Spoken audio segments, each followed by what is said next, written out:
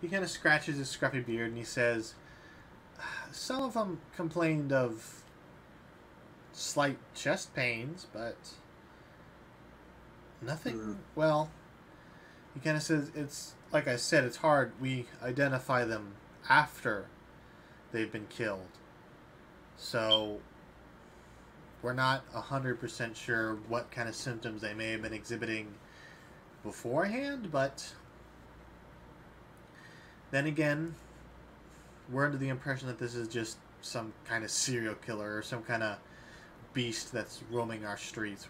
We don't think it's anything too spectacular. The people in these sacks, whatever killed them, came out of them. They weren't killed by an outside source. They were killed by what was ever festering inside of them. So, is there anyone in town currently who's suffering from chest pains? He goes, well, you could talk to the doctor. He might know. Thank you. If you could lead me to him, I love to pick his brain. He goes, of course. He finishes tying up the sack and throwing it back in the stone chest. And then... Hold on.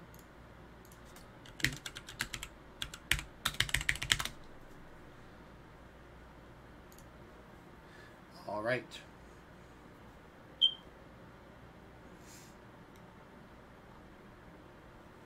He takes you outside of the barracks. What the hell? Close. He takes you outside of the barracks and leads you down to the west to a small stone building with maybe 3 or 4 people sitting on chairs outside. And as the door opens, you see a woman kind of come out holding a little bag, and she kind of walks off into the distance. And this gentleman covered in a white robe with a little bit of blood on it comes out and says, all right, next patient. And he dusts off his hands. And the guard kind of raises his hand and says, Dr. Artoon, we have a visitor who's wants to ask you some questions. Hello, Doctor. In regards, if it were possible, I'd like to be able to speak with you in private about the recent situation your little town is going through. He goes, I can spare a few minutes, and he kind of turns to the people waiting and says, consider this my lunch break. I'll be back in a minute. And he leads you and the guard inside. All right. Has anyone come to you recently that is still alive complaining about chest pains? You kind of... You see him... You see the gears turning in his head as he kind of leans back against the wall and he goes, chest pains. I've had a few cases of chest pains, and now that you mention it, some of them are the people who have gone missing. But recently, he goes, let me check my files. And he goes over to a cabinet and he opens it up. And he goes, here we go. And he pulls out a small form. And he says, Miss Gertruda. She came in just the other day complaining of chest pains and fatigue. I gave her some herbal supplements, told her just to get some rest and to return to work tomorrow. But that's the only case of chest pains that I can recollect. Just show me to her. He goes, he kind of gestures to the guard, and the guard goes, I can take you to Gertruda. Thank you. I'll make my way out. All right. The guard kind of falls behind, and the doctor comes back out and takes another patient back with him. All right. If what I think is happening, you're going to wish it wasn't. Because what do you think's happening?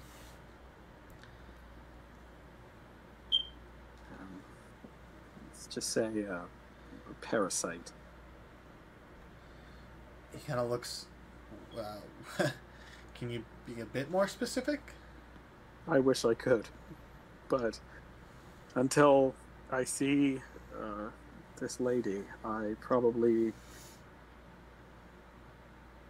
There's a lot of possibilities, and I don't want to say anything in particular at the moment until I have a little bit more information. He goes, well, all right, we can go talk to Gertruda and see what's going on.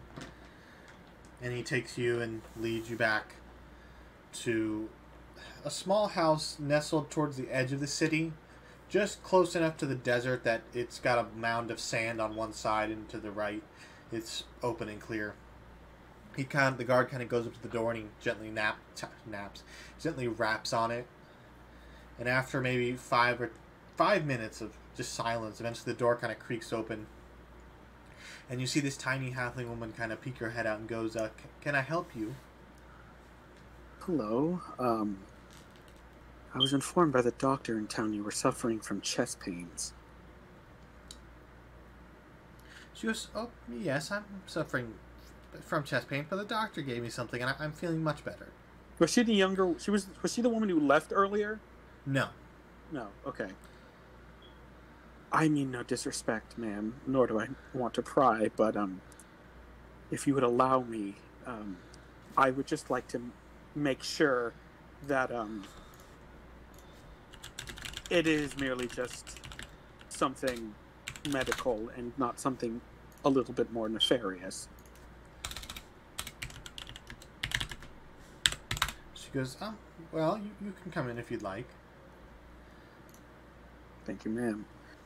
I will come inside, pull out my holy symbol, which is my holy symbol is it's this little,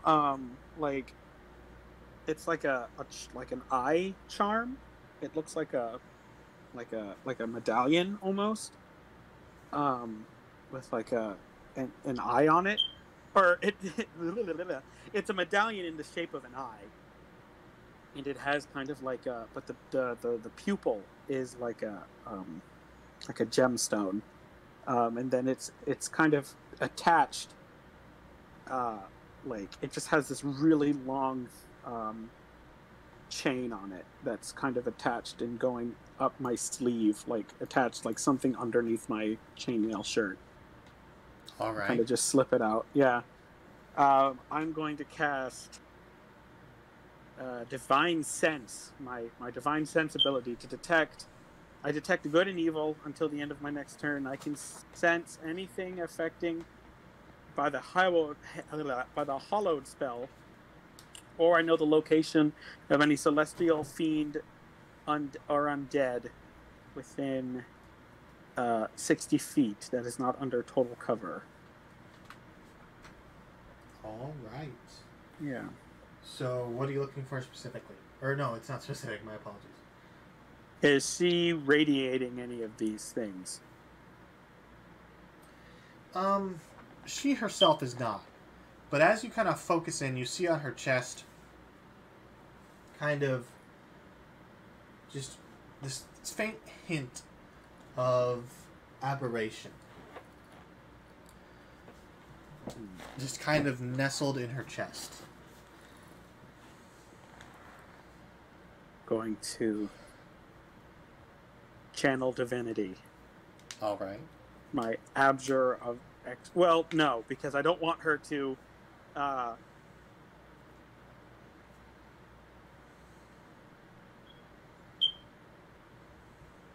you said it was abjure. So my this is funny. Even though I'm a Watcher Paladin, my divine sense doesn't cover abjuration. It's just celestial fiends and undead. Oh, okay.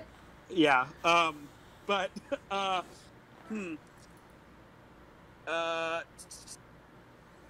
you do sense something evil, if that helps. Something evil. Okay.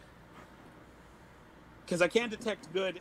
Yeah, I detect good and evil. Okay, so I detect something evil. It's not evil. I take that back. It's not evil? No. Okay. I am going to cast... I'm going to touch her on her shoulder. I'm going to cast Protection from Evil and Good on her. All right. So, Until the spell ends, one willing creature you touch is protected against a certain type of creature: abjuration, celestial, elementals, fae, fiends, and undead. The protection grants several benefits. Creatures of those types have disadvantage on attack rolls against the target. The target also can't be charmed, frightened, or possessed by them. If the target is already charmed, frightened, or possessed by such a creature, the target has advantage on its new saving throw against the relevant effect. Okay. Yeah. So you cast it, Mm-hmm. and she kind of is taken aback as you do this, but then as the magic washes over her, she kind of relaxes. Nothing seems to happen.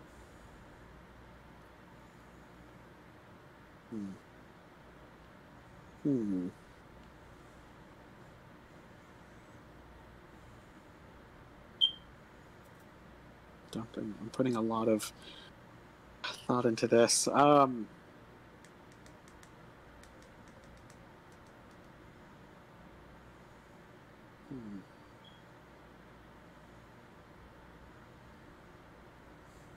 hearing any voices as of late, ma'am? She goes, no voices, just the wind. Just the wind. You're waking up in the middle of the night, doing something as if you were walking around. She goes, not that I'm aware of. I'm a pretty sound sleeper. My husband says I snore, but other than that.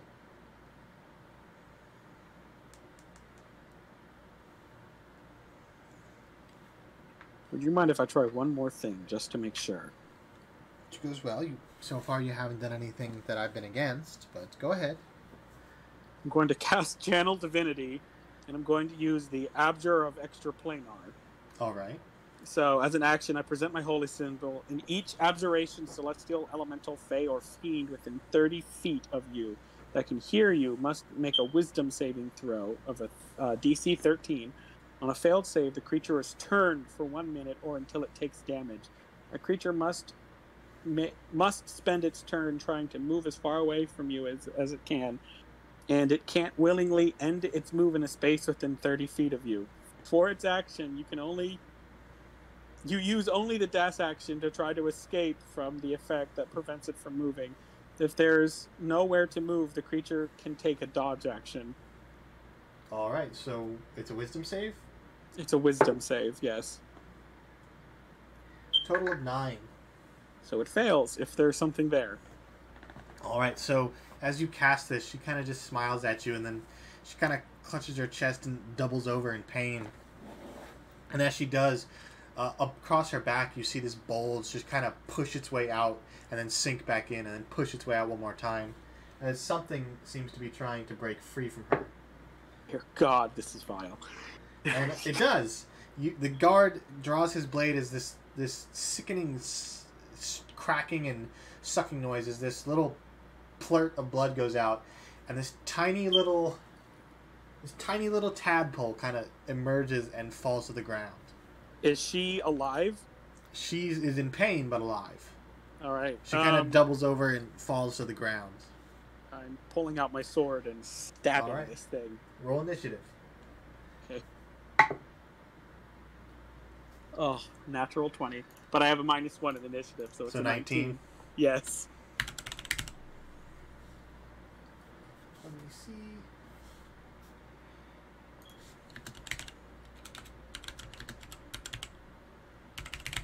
And let me roll for the guard since he's here.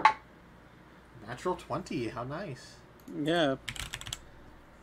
All right. So, as you both draw your weapons and this creature bursts from her back and hits the ground, the guard is first. Let me get to his stats real quick.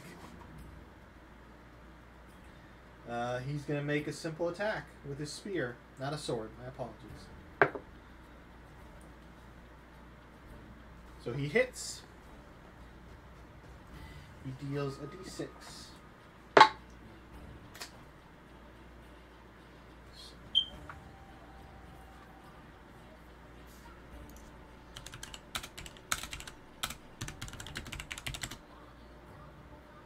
Alright, so he takes his spear and he jabs out as the creature tries to flail around, but he manages to nick it and it flips to the side, still alive. It's your turn.